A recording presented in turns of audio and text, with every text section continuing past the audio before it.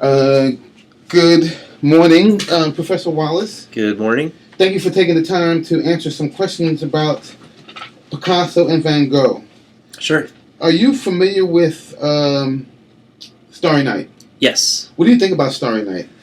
Well, I think that it's quite a remarkable work of art, and I've had the good fortune of seeing it in person several times at the Museum of Modern Art in New York, and it's an incredibly emotional piece that is very inspiring to me as an artist, but then also just as a viewer. There's something about it, its rhythm, its use of swirling lines and imagery, that has just sort of a dreamlike almost feeling to it, that I find very soothing, very calming.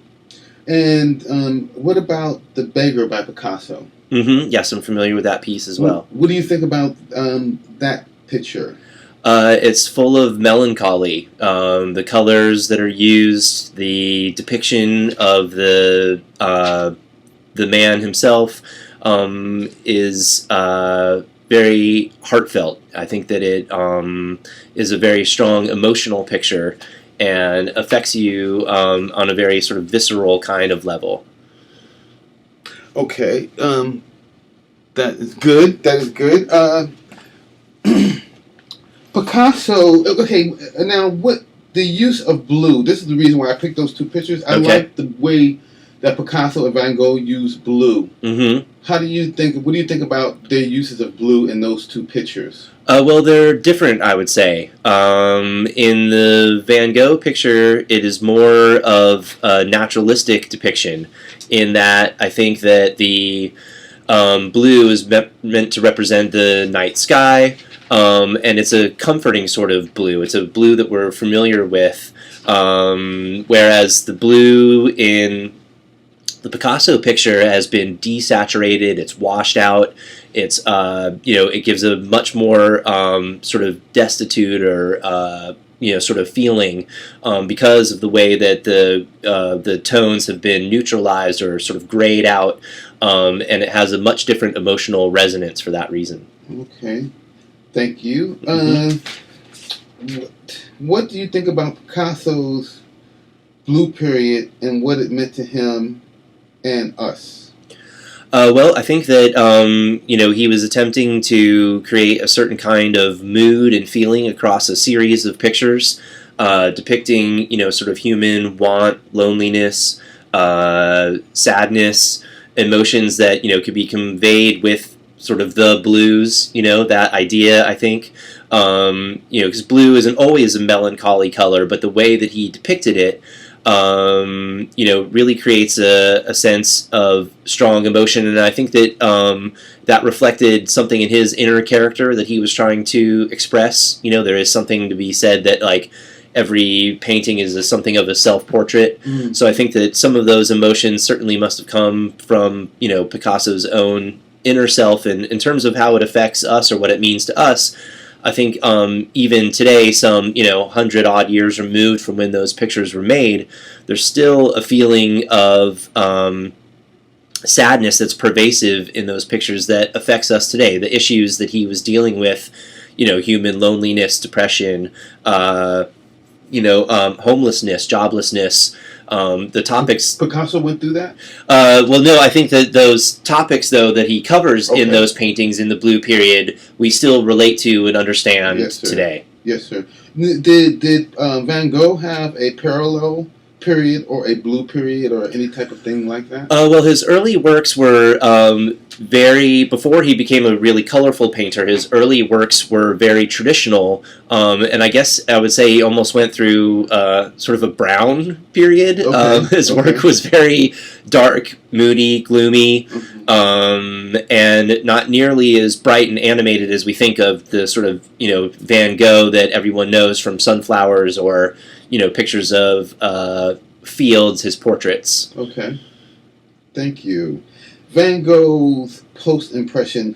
How would you define Van Gogh's post-impression era? or time? Well, it was a time of transition, essentially. The post-impressionists were reacting against the impressionist art that had come before, in some ways as a negative reaction, wanting to avoid that sort of style or subject matter. But then in other ways, embracing, I think, the breakthrough of Impressionism.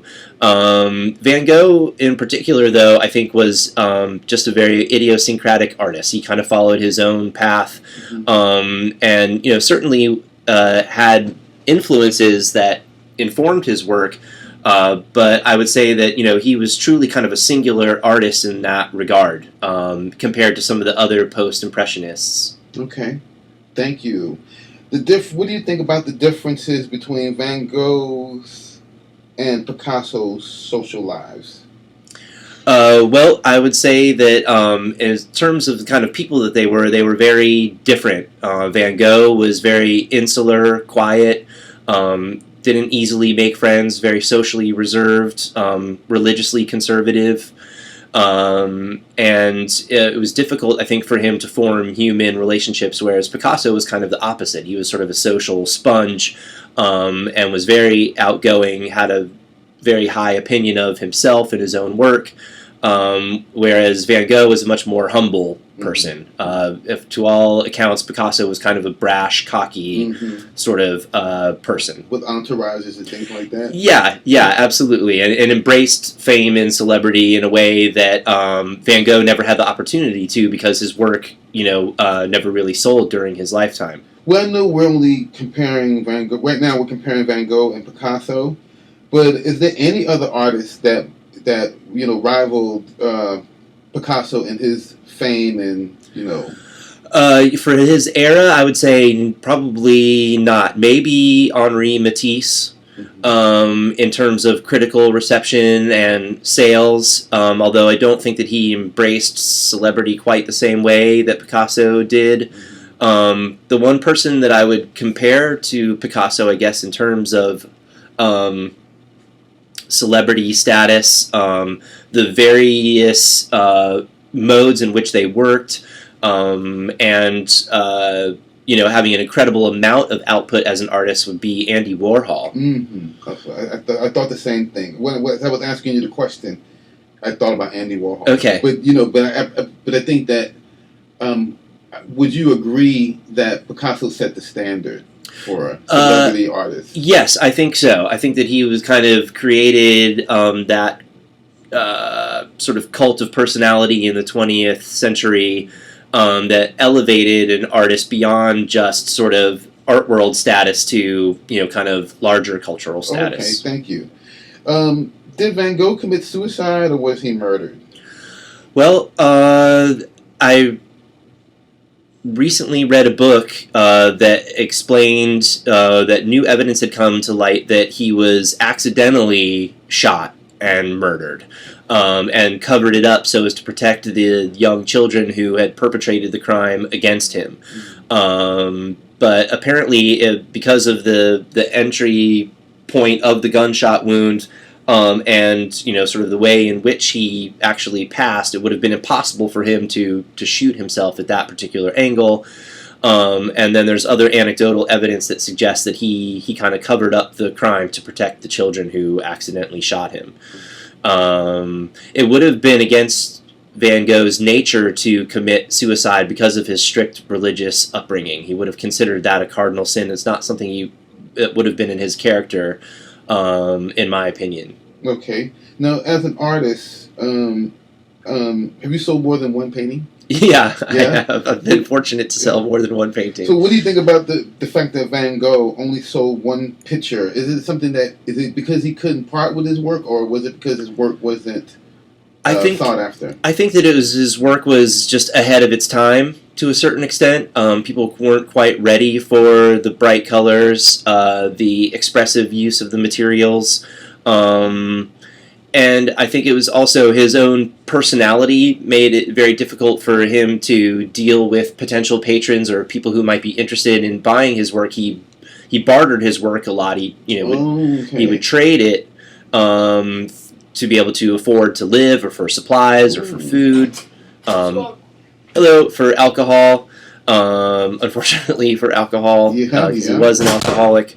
But I think it was kind of a combination of things. His work was ahead of its time, and also his abrasive personality, I think, made it difficult for people to, want to pursue him as patrons. Okay. Now, Picasso and Van Gogh had different social lives. Is it true that they both experienced depression? From what I understand, yes, that is true. Certainly with Van Gogh, it's pretty well documented that he, suffered from what we would probably think of as bipolar disorder today, or manic depression. And with Picasso, I would say it was more of not necessarily depression, but like sort of a brooding personality, an obsessive personality. But maybe not necessarily what we would think of today as like a depressive disorder. Okay, thank you. Okay, I think I have 2 more questions. Okay. What do you know about the women of Picasso and Van Gogh? Well, Van Gogh's women would mostly have been people that he was depicting that he had some kind of personal relationship with, but they were not necessarily objects of desire. Whereas in Picasso's realm, he certainly painted all of the women in his life, and I actually saw a really interesting exhibition one time in New York at the Metropolitan Museum of Art called Picasso's Weeping Women, and it was about how you could sort of follow the progress of, in portraiture, of his sort of tumultuous relationship with each woman that he was involved with. And they would start off as pictures where they were depicted as sort of beautiful, smiling, bright colors, and then eventually they all ended up being in a picture where they were crying, their faces broken apart, almost kind of monster-like. Yeah. And so he sort of lived his relationships through his art to a certain extent. That content of his personal life was definitely in his artwork. Do you think that that was part of his appeal? I think that in a way that it was, that whether people were aware of it or not, that the honesty with which he depicts the subjects, even in his abstracted style, is, I think, something that people could relate to. I don't want to say appeal, because the pictures aren't necessarily appealing, pictures of weeping women, but that there was a certain amount of autobiography in there that I think that people were interested in. Yes, sir. Okay, do you have a favorite between Picasso and Van Gogh? Oh, wow. I guess it'd be hard to choose. I like them both for different reasons. I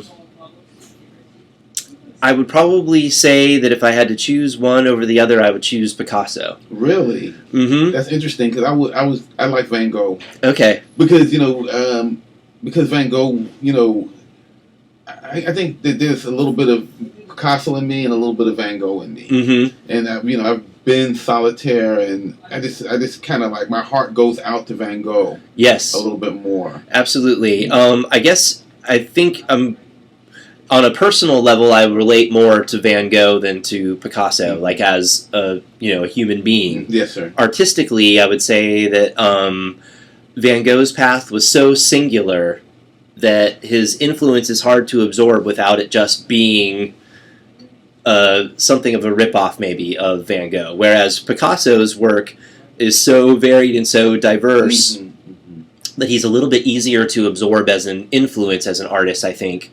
But certainly as a man, I am less respectful than I am of what Van Gogh sort of represented or endured in his lifetime. Well, Professor, thank you very much. Just one last thing. Could you please look into the camera? Okay. And tell just a brief, history of yourself, and, where you went to school, and how you love art and anything like that. Sure. My name is Scott Wallace, and I have a bachelor's and a master's degree in fine art. I got my bachelor's degree from Coker College in Hartsville, South Carolina, and then my graduate degree from the School of the Art Institute of Chicago in Chicago, Illinois.